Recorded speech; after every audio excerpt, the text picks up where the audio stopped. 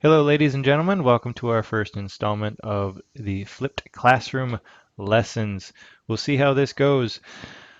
Today, I'm going to give you a short little lesson on how to apply our ability to factor and solve a quadratic equation. We've been working hard the last 2.5, 3 weeks on the mechanics of how to solve a quadratic equation, and now we're going to apply that in using three separate formulas.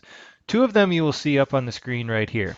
And you probably already know them, but I just needed to remind you to make sure everyone's on the same page that if you want to find the area of a rectangle, simply take the length times the width, and your units will be measured in square units, of course. It does not matter which side you assign to be L, which side you assign to be W. It does not matter in which order you multiply them.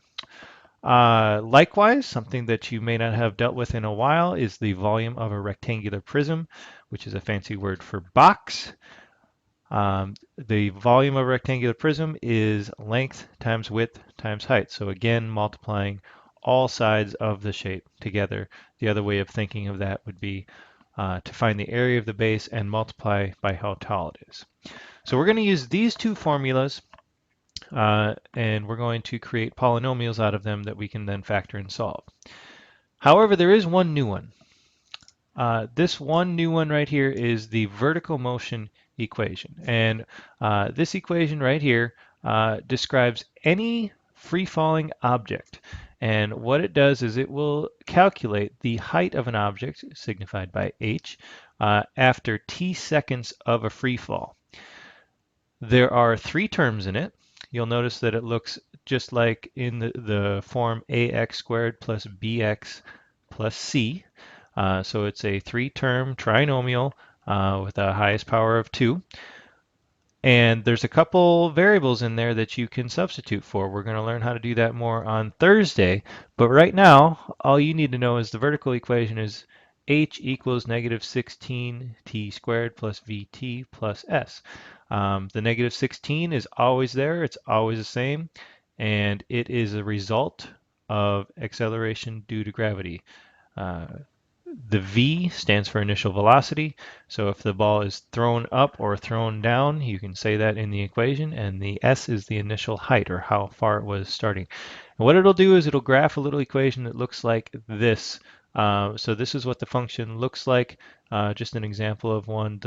This is the height of the object over time. It is not a left to right trajectory of the object. It's just the ball going straight up and straight down over a certain amount of time.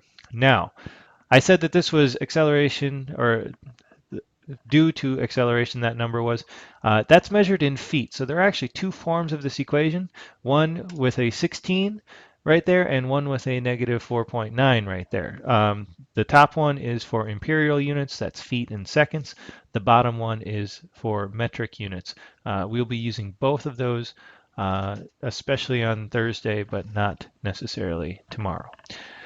So the first one that I want to do, I'm going to do three examples here. The first example that I'm going to do is to do a fancy version of one of these area problems with the area formula. So you'll notice I'm given some information up at the top here. It says the area of the rectangle is 220 square inches.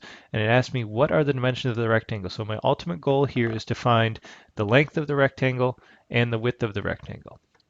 So I'm going to start off with my area formula. I have a rectangle. I'm asked about area. So let's start off with the formula for an area of a rectangle. I'm going to substitute in everything that I know. So here I'm given that area is 220.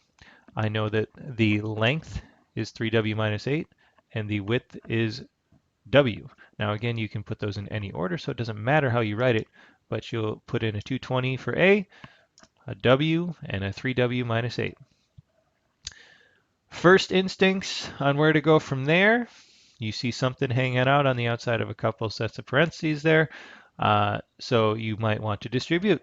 That's a fine move. That's what I did next. All right. If you distribute that w, you get 3w squared minus 8w. Now you'll notice you get a w squared term. So now you're in the quadratic situation. And you would love for this equation to be equal to 0 because then you could apply the zero product property and hopefully be able to factor something to get yourself there. So if you subtract 220 from both sides, that'll get you there. Now I've got 3w squared minus 8w minus 220. At this point, I would make sure that my first term's positive, or my leading term's positive, which it is. I would look for a common factor. I don't have one. So unfortunately, this is a fairly nasty asterisk problem. So I've set up an asterisk off to the edge here. So your job, if you pause the video and then hit play real quick, is to think of two numbers that multiply to be 660 and add up to be -8. So pause the video, figure it out, then hit play again. Okay, if you've done it correctly, you should have gotten -30 and +22. The 3w over -30 is simplifiable to w over -10, and that becomes your factored form right there. From there, it goes pretty quick. Write your two little equations. You know that you've got two things multiplied together, so one or both of them have to be 0. This side you got to subtract 22, divide by 3, and you'll get down to a couple answers right there, and you get w equals -22 over 3 or 10. Seems like, you know, you got some weird answer and you got some answer that might be right. With these problems, you'll get more than one answer, and some of your answers won't necessarily make any sense, and you need to filter through them and make sure that they make sense. So if you take a look at these answers, one of them is negative. And if you look over here on your rectangle, one of the sides of your rectangle is labeled W, so you know you can't have a negative width or length on your rectangle, so you know that one's no good. So you just throw that one out. So we know width is 10 inches, but we are also asked for the length. So the length is 3w minus 8, or 3 times whatever w was minus 8. So that's 30 minus 8, which is 22. Okay, so that's it. That's how we get from one to the other there. We have the dimensions of the rectangle, width times length. Let's try one more tougher. We're going to go for a volume formula this time. This time we have volume equals 1250. Our sides are labeled as such. And again, we're just going to substitute directly into the formula. My length is 5, my width is x plus 5, and my height is x minus 10. My volume was given to me, 1250, so I'm going to plug it in. Everything there. So now I've got two binomials. Be awesome to FOIL that out. So x times x times 5, -10 times x, and -10 times positive 5. FOIL that out. You'll get that expression right there. The two middle terms are like terms, so you can combine them. And you'll eventually end up with that. Now, you'll notice that I've basically ignored this 5 all the way through, and you can continue to do that, but now we need to make a decision on that. There's two ways to get rid of that 5. You can either divide the entire equation by 5, or you can distribute the 5, subtract the 1250, combine it with the like terms and all that. I unfortunately went for the longer side of things there, so I distributed the 5 on each term. Then we now have a trinomial quadratic equation. It would be awesome if this were equal to 0. So subtract 1250, or sorry, actually that is not my next step. What I did here is I noticed that everything's divisible by 5. So let's divide by 5. Now I'm going to divide by 5. It doesn't matter in which order you do these things so long as you simplify. Now I'm going to get it equal to 0. Subtract 250. So I'm going to subtract 250 off of here. Oh, look at all this fun stuff. And I get that. So that is now factorable, which is awesome. I can simply find two numbers that multiply to be -300 and add up to be -5. Pause the video, figure it out, and then hit play. If you've done that correctly, you've got x plus 15 and x minus 20. Set up those two little equations. You get x plus 15 equals 0 or x minus 20 equals 0. And solve each one of those. So once you solve each one, you'll get x equals -15 or x equals 20. You got to figure out which one makes sense. If I had negative 15 here, this side would be negative 25 inches, which just doesn't make any sense. So we're going to toss that one out. We're going to use x equals 20. So we do need the dimensions of the box. So we got 5 there. This one will be 20 minus 10, and that one will be 20 plus 5. So we get all 3 of those just like that, just by plugging in what x equals into those other 2 equations. Okay, the third and final word problem that I want to deal with today is one that is dealing with vertical motion. And the one today, they give you the equation, and they say this equation describes the height of a ball thrown into the air after t seconds. And it asks you after how many seconds does the ball hit the ground? The interpretation that you need to be responsible for on Thursday, not necessarily tomorrow, is that the ground is at 0 feet tall. So our first step in our equation is just to let h equal 0. It's kind of like finding the zeros of a function. Okay, so that actually gets us pretty far. We have a trinomial. We're all foiled out. We're all good to go. And our one side of our equation is set equal to 0. Now there's a couple things that you probably don't like. One is that you have a leading term that's negative. I told you always to make sure that that is positive. And you also have a GCF of 4. Now you can kill 2 birds with 1 stone. See if you can do it in one step. Get your leading term positive and remove a GCF all in one step. Pause and play.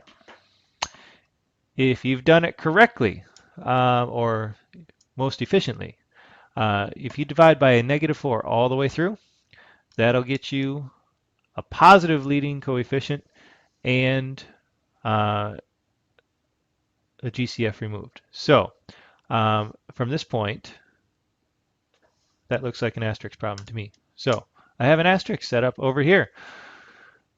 So I need 2 numbers that multiply to be 40 and add up to be negative 3. Pause and play again. If you've done that correctly, you should get negative 8 and positive 5. This side of things simplifies to t over 2. So now we've got our factored form. So we can go back over here, factor it up. There it is. We can write our 2 little equations, solve each one. So on one side, we add 2 to both sides. On another side, you subtract 5 and then divide by 4. And we have 2 solutions for t, negative 5/4 or 2. And you have to ask yourself which one of those makes sense. And it doesn't make much sense to have negative time. So cross off that one. Our real answer is t equals 2 seconds. And you might be wondering why that negative 5/4 exists in the first place. Well, it has to do with the shape of that graph. Remember I showed you a graph before? The word problem starts at time equals 0, which is right on the y-axis here. And what we were asked to find is when the ball is at ground level, which is basically like finding the zeros of the function. And you'll see that the zeros of the function are right there at positive 2 and at negative 5/4. Our word problem started here, so it only makes sense to think about this problem from this point onward. But you can see where we got that other solution from because the equation doesn't know the word problem started there. The equation will give you both solutions, the negative one and the positive one. So the one that happened before the problem began, in other words. So that is how you get 2 solutions. We do have to toss one out. This is our final solution right here. And we're all set. Tomorrow you walk in, we'll do some problem solving together. I'm going to give you a worksheet that's got a lot of similar problems to it, and that's what we'll do. I'll see you then.